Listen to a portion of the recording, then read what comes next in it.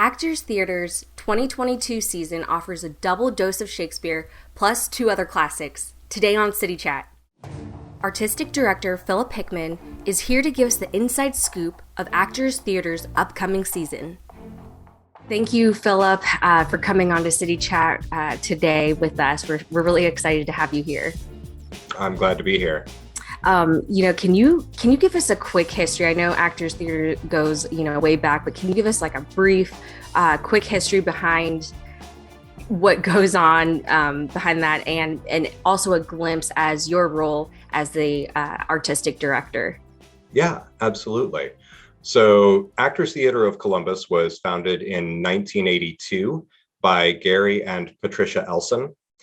They and a number of their theater professional friends just got together and went out to Schiller Park and put on a production of A Midsummer Night's Dream that was just free to the public. Anybody that wanted to go could just sit down in the park and enjoy the show. They decided to do that again the next year, and then year after year that just built up until hundreds of people were coming every night to see what shows were going on. The Actors Theater, Schiller Park Amphitheater, was built in the mid-1990s. And so that's that stage and pergola there in Schiller Park. And we've been performing there ever since. So as artistic director, my role is really to kind of set the aesthetic and philosophical direction of the company. So a lot of the specifics of that would include choosing what shows we're going to be doing from season to season, choosing what direction we're going to go with our educational programming, hiring directors, and directing shows myself. Yeah, that's awesome. And how long have you been in this role? I have been the artistic director since 2015, so this will be my 7th year. That's amazing. You talked a little bit about how you decide, what plays you guys are going to do. What can we expect for this upcoming season? This year is really exciting. We've got a season that we're calling Royals Redux because we had a season called Royals that we were planning for 2020, which unfortunately was canceled because of current events. So this year we are doing Hamlet 1603, A Tale of Two Cities, Queen Margaret, and August Wilson's King Hedley II.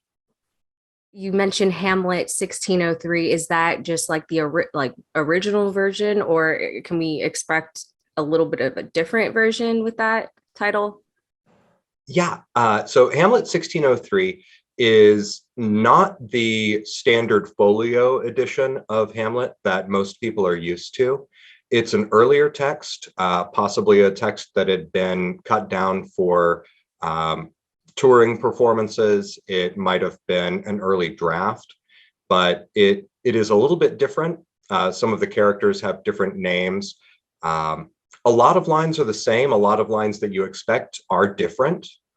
But it's a much shorter show. It's just a little bit over 2 hours. It moves really quickly, but it's still at the heart the Hamlet that you know and love, but it's brought to you in a slightly different form. Is there a particular show that you are kind of like attached to more, or like a script that you just feel extra passionate about this season? There is. As much as I love all of the shows that we're going to be performing this year, I'm really, really very excited about Queen Margaret. Okay. Queen Margaret by Jeannie O'Hare, taken from William Shakespeare. It is the Henriad, so the Henry VI plays that have all been cut down just to focus on the character of Margaret and follow her story from being a young queen through the Wars of the Roses.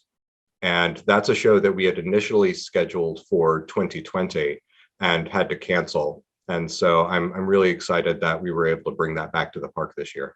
This is the 40th season or, anniversary for Actors Theater. And, taking a look back with, last season, how it was canceled, because of the pandemic, what were some of the challenges and like the accomplishments that you did to overcome that? And just some of the things that you want to mention about how far Actors Theater has really come? Oh, sure. Um, Actors Theater is, our environment is very different from most of the other theaters in town. And so there are a lot of challenges that we have that are kind of unique to us. It's not that often that other shows are interrupted by, ducks deciding that they want to take over the stage, or dogs deciding that they need a cameo. Yeah. But we also deal with the weather. And, I can remember 2015, I think about a third of our shows were rained out. And so we have to deal with things like that. And that's just normal for us to deal with those things from year to year. Yeah. Obviously, with the pandemic and having to really care for the community health aspect of what we were doing, shutting down in 2020 was very difficult. But at the same time, we have an exceptional staff. We have a great board of trustees who had been preparing for years for whatever might come down the road. And so we were able to survive not performing for an entire summer and come back open last year. And it was really moving to me last summer when we were able to open up on time and open with Much Ado About Nothing. We had hundreds of people there opening weekend who were all so pleased to be there and so considerate of one another, even though we were still a little bit uncertain what was going to come in terms of public health. Yeah. It was really beautiful for me to see how much our audience, how much our community really cares about what we do and doing it safely. That sounds, it's like kind of like emotional, just thinking about all that. Very much is. So you've been doing this. You're artistic director since 2015. Were you a part of Shakespeare in the Actors Theater before then, before 2015? Yes, I was. I started acting with Actors Theater in 2010. Okay. And I've written a couple of shows that have been performed in the park, done some acting, done some directing. A lot of people, when you say Actors Theater of Columbus, you can see a look in their eye and you say Shakespeare in the park and they say, oh, I go every year. Yeah. The name is always kind of fun. Is there anything else that you want to mention or get out to the public and, just get us all pumped up to attend these shows this summer? Oh, absolutely. One of the things that I've been thinking about a lot recently is the fact that Actors Theater is one of the only public performing arts in Columbus. It's in a public park. It's accessible to everyone. We don't charge for tickets. We do ask for donations, but anyone can just come to the park and see a show and see what we have going on. And that's a tremendous privilege to have that kind of relationship with the community that supports us. For a lot of the audience members who come to Schiller Park each year, this is maybe their first exposure to live theater. For a lot of them, it's their first exposure to Shakespeare. And so, especially with the kids, it's fantastic to rehearse in the park and see, 5-year-olds sit down and watch a rehearsal, just a rehearsal for 10, 20 minutes and really come away from it having seen something new and something that they want to come back to and see what it becomes. And that kind of relationship, I think, is really rare in theater. And also, I did want to mention, like, as far as like the acting goes and stuff, like I just feel like it's a result of like all these really passionate people, and the acting is like really, really good too. Yeah, no, we are phenomenally fortunate. There are a number of universities around Columbus that produce very, very talented actors who enjoy coming to work with us.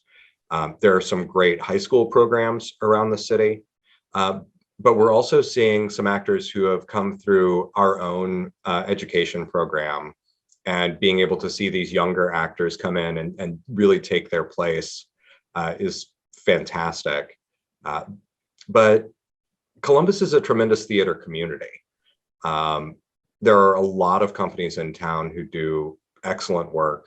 And I think because the community of actors and directors and designers is so talented and so passionate about the work that they do, it's really lovely to be in a position where we can all support one another in the work that we're doing. And that does go to what you're saying about the passion and the quality of the work overall.